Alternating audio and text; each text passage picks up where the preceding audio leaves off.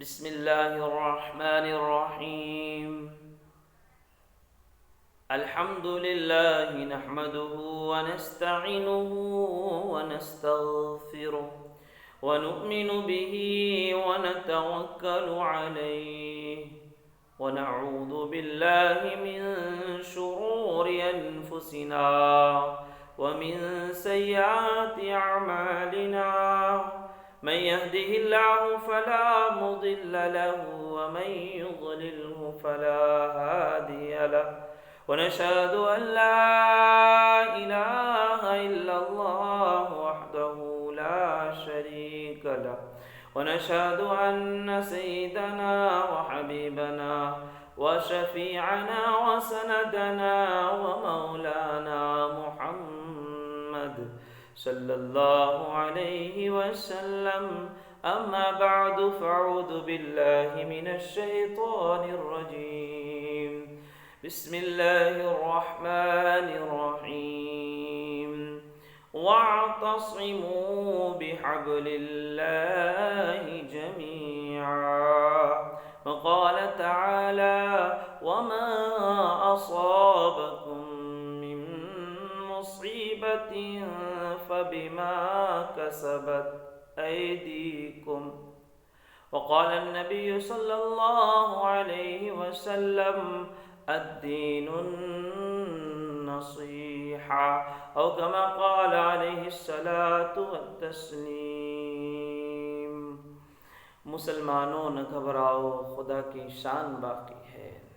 مسلمانوں نہ گھبراؤ، خدا کی شان باقی ہے. ابھی ایمان زندہ ہے، ابھی قرآن باقی ہے. ابھی اسلام زندہ ہے، ابھی قرآن باقی ہے. آئیے دو پہلو کو آپ کے سامنے پیش کرنے کی کوشش کر رہا ہوں. دنیا کے حالات اور علماء کرام کی ذمہ داری. میں نے آپ کے سامنے دو آیت کریمہ کا انتخاب کیا ہے.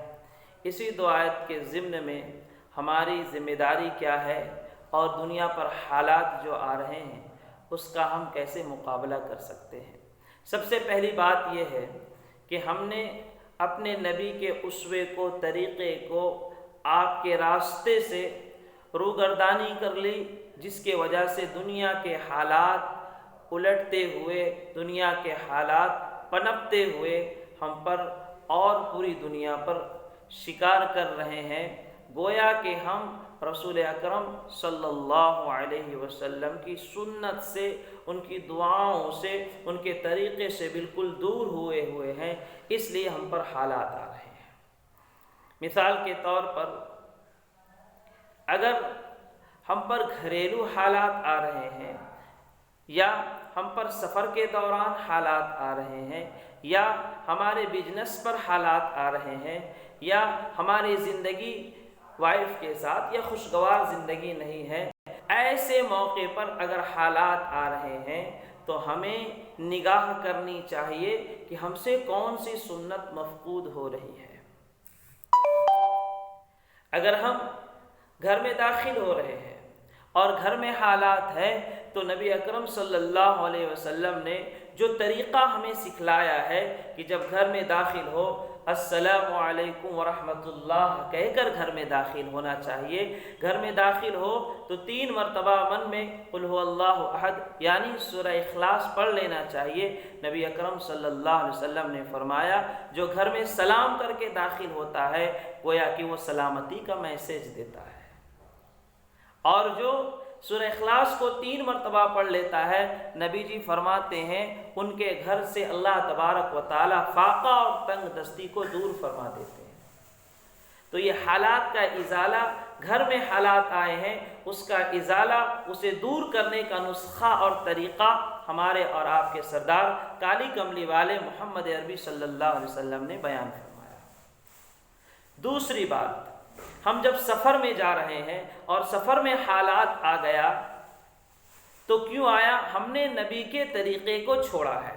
پیارے آقا صلی اللہ علیہ وسلم نے فرمایا جب تم سفر میں نکلو تو صدقہ نکال کر نکلو، جب تم سفر میں نکلو تو دعا پڑھ کر نکلو، جب تم سفر میں سواری پر سوار ہو جاؤ تو دعا پڑھ کر کے اپنے سفر کو شروع کرو۔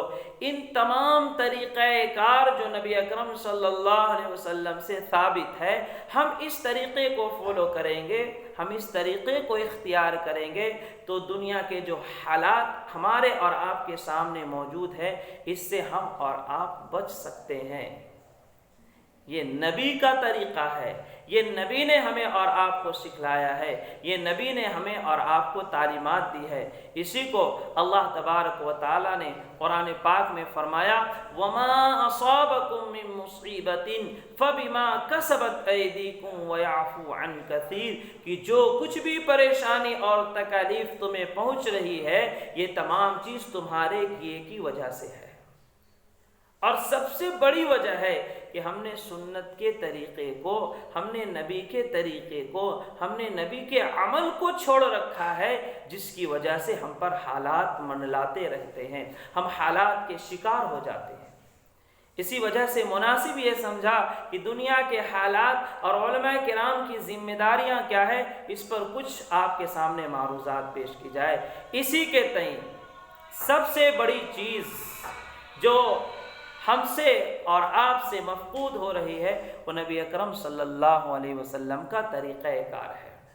لہذا اب ہماری جو نجی زندگی ہے، ہماری جو گھریلو زندگی ہے، ہمارے وائف اور ہسبینڈ کے جو تعلقات ہیں، یہ بھی ہمارے نبی کے طریقے سے چھوٹتا جا رہا ہے۔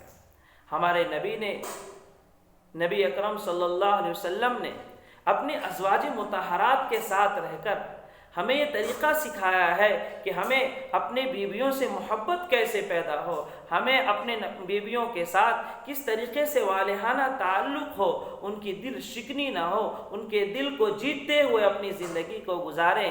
کیا آپ کو پتہ ہے ایک مرتبہ نبی اکرم صلی اللہ علیہ وسلم اپنے دولت کا داپر جا رہے ہیں اور حضرت عائشہ صدیقہ رضی اللہ تعالی عنہ پیانوش فرما رہی ہے، آپ کی نظر پڑتی ہے، اللہ کے رسول صلی اللہ علیہ وسلم فرماتے ہیں قف یا عائشہ، اے عائشہ ٹھہر جا، ذرا رک جا، میں بھی پانی پی لوں۔ لہذا اللہ کے رسول صلی اللہ علیہ وسلم جب اس پیالے کو اپنے ہاتھ میں لیتے ہیں تو جدھر سے عائشہ کا لب مبارک، جدھر سے عائشہ کا ہونٹ مبارک لگا ہوا ہوتا ہے وہاں آپ ہونٹ لگا کر پانی نوش فرماتے ہیں۔ یہ چیزیں ہم سے چھوٹی، جس کی وجہ سے ہماری فیملیوں کے اندر، ہماری بیویوں کے اندر، ہمارے گھروں کے اندر سے وہ برکتیں، وہ محبتیں اونٹتی چلی گئی۔ لہذا اس پر بھی نشاندہی کرنے کی ضرورت ہے۔ اللہ تبارک و تعالی ہمیں سنت پر عمل کرنے کی توفیق نصیب فرمائے۔ کیسے بھی حالات ہو، اگر نبی کا طریقہ سامنے ہوگا تو یقین جانیے چاہے وہ سفر ہو، چاہے وہ گھر کے حالات ہو، چاہے وہ فیملی ممبرز کے حالات ہو، تمام حالات درست ہو سکتا ہے۔ اللہ تبارک و تعالی ہمیں بھی پوری قوم کو اور پورے علماء کرام کی ذمہ داریوں کو صحیح معنی میں امت تک پہنچانے کی توفیق نصیب فرمائے، اور ہم تمام کے کہے سنی بات کو اللہ قبول فرمائے۔ وآخر دعوانا الحمدللہ۔